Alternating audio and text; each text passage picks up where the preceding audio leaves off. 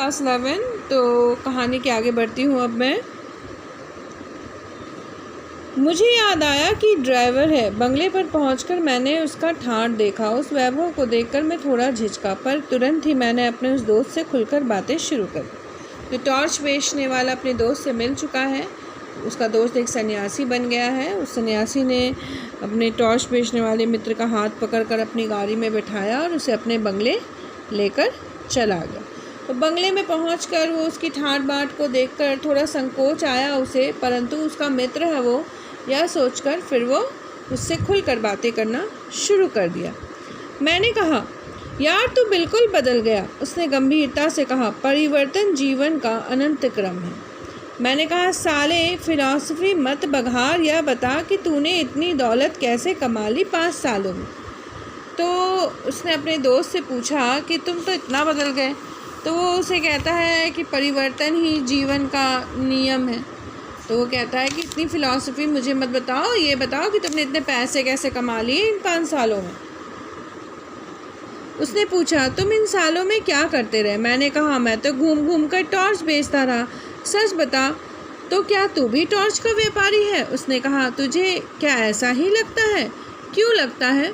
मैंने उसे बताया कि जो बातें मैं कहता हूँ वही तू कह रहा था। मैं सीधे ढंग से कहता हूँ, तू उन्हीं बातों को रहस्यमय ढंग से कहता है और अंधेरे का डर दिखाकर लोगों को टॉर्च बेचता हूँ। और तू भी अभी लोगों को अंधेरे का डर दिखाकर तू भी ज़रूर टॉर्च बेचता होगा।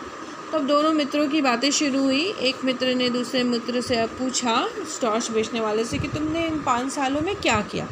तो वो बताता कि मैं इन 5 सालों में क्या करता, मैं टॉर्च बेचता था। मैं तो लोगों को डरा कर, अंधेरे का डर दिखाकर टॉर्च बेचता था। पर मुझे ऐसा लगता है कि तुम भी टॉर्च बेचते हो, क्योंकि तुम भी तो लोगों को डरा रहे थे अंधेरे से। इसलिए मुझे ऐसा लगता है कि तुम टॉर्च बेचते हो। उसने कहा, तुम मुझे नहीं जानते, मैं टॉर्च क्यों बेचूंगा।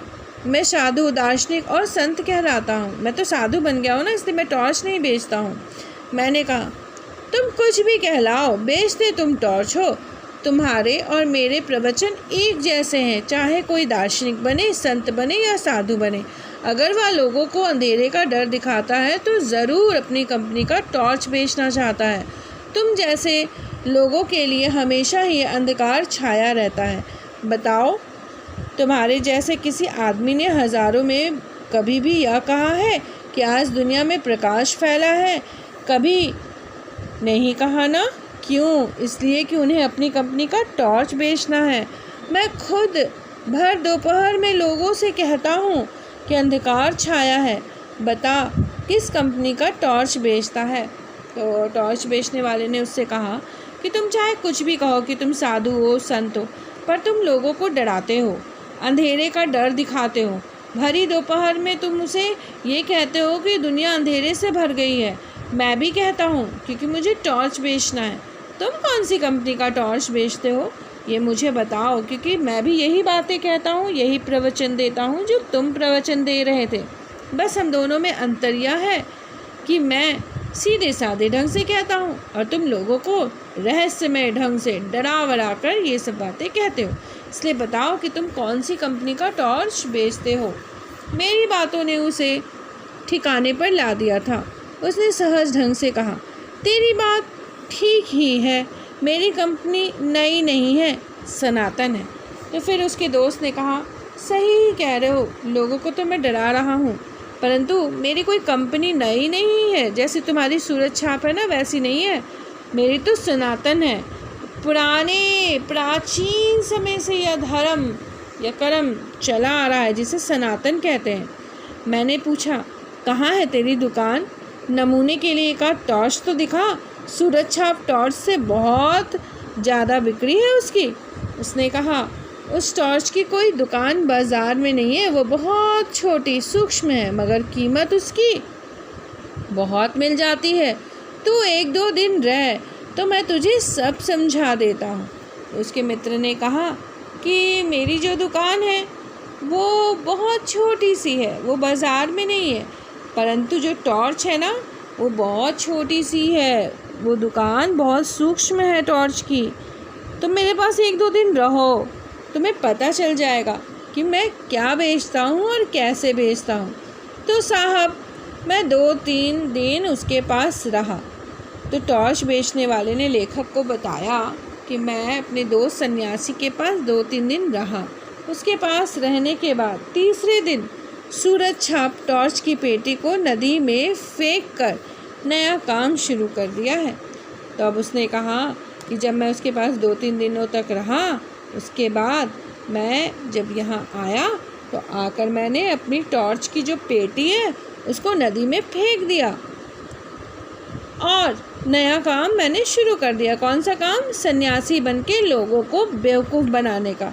वह अपनी दाढ़ी पर हाथ फेरने लगा, बोला, बस 1 महीने की देर और है। मैंने पूछा, तो अब कौन सा धंधा करोगे?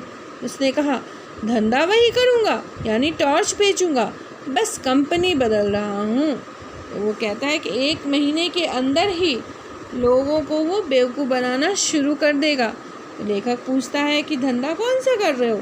उसने कहा, धंधा तो वही है, टॉर्च बेचने का, बस तरीका अलग है। लोगों को डराना है, लोगों को टॉर्च नहीं बेचना है, लोगों को साधना बेचनी है।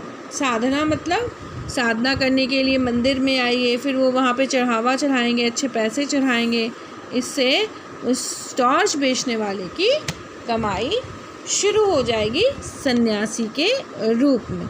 तो यहाँ पे लेखक ने करारा व्यंग किया है उन लोगों के ऊपर जो लोग एक सीधे साधे लोगों को बेवकूफ़ बनाने का काम करते हैं। वो उन्हें ऐसे बेवकूफ़ बनाते हैं जैसे कि कोई मतलब कुछ भी कर ले आप बिल्कुल बेवकूफ़ बन जाते हो। ऐसे बेवकूफ़ बना रहे हैं जैसे भगवान नाम की कोई चीज़ ही नहीं है, उन्हें डर नहीं है किसी चीज़ का, परंतु ऐसे लोग अपने कर्म के अनुसार फल ज़रूर पाते हैं। चलिए प्रश्नोत्तर की ओर ध्यान दें। पहला प्रश्न, लेखक ने टॉर्च बेचने वाली कंपनी का नाम सूरज छाप ही क्यों रखा? लेखक ने टॉर्च बेचने वाली कंपनी का नाम सूरज छाप इसलिए रखा क्योंकि वह अंधेरा दूर करने की बात करता था। दूसरा, पहले वह इसी नाम से टॉर्च बेचा करता था। तो जो लेखक था वो टॉर्च बेचने वाली कंपनी का नाम क्या रखता है? सूरज छाप। तो क्योंकि सूरज नाम से वो टॉर्च बेचता था ताकि वो अंधेरे को दूर करने का काम कर सके, और पहले भी वो इसी नाम से टॉर्च बेचा करता था। ठीक है। दूसरा प्रश्न, 5 साल के बाद दोनों दोस्तों की मुलाकात किन परिस्थितियों में और कहाँ होती है? तो अब आपको मुलाकात के बारे में बताना है जहाँ पे उन दोनों दोस्त की मुलाकात होती है। दोनों दोस्त में से एक ने टॉर्च बेचने का काम शुरू किया था। क्या काम शुरू किया था? टॉर्च बेचने का। और दूसरे ने 5 साल में उसका धंधा अच्छा चल पड़ा था। 5 साल बाद उसका दोस्त नियम स्थान पर नहीं आया, जहाँ पे उन्होंने तय किया था नियत स्थान पर नहीं आया, तो टॉर्च बेचने वाला उसकी तलाश में वहाँ निकल पड़ा। वह एक मैदान में पहुँचा जहाँ उसका दोस्त धर्मोपदेशक बना हज़ारों श्रद्धालुओं के बीच प्रवचन दे रहा था। वहीं उन दोनों दोस्तों की मुलाकात हुई। तो पहला दोस्त तो चलिए टॉर्च बेचने का काम करता था और 5 साल में अच्छा खासा पैसा कमाया था उसने भी। और दूसरा दोस्त वह सन्यासी बन गया था, परंतु वो उस स्थान पर नहीं आया अपने दोस्त से मिलने। तो पहला दोस्त उसे ढूंढने के लिए निकल पड़ा। तो पहला दोस्त यानी टॉर्च बेचने वाला जो है उसे मिलता ज़रूर है एक मंच पे जहाँ वो धर्मोपदेशक यानी कि धर्म का उपदेश देने वाला सन्यासी बन चुका था।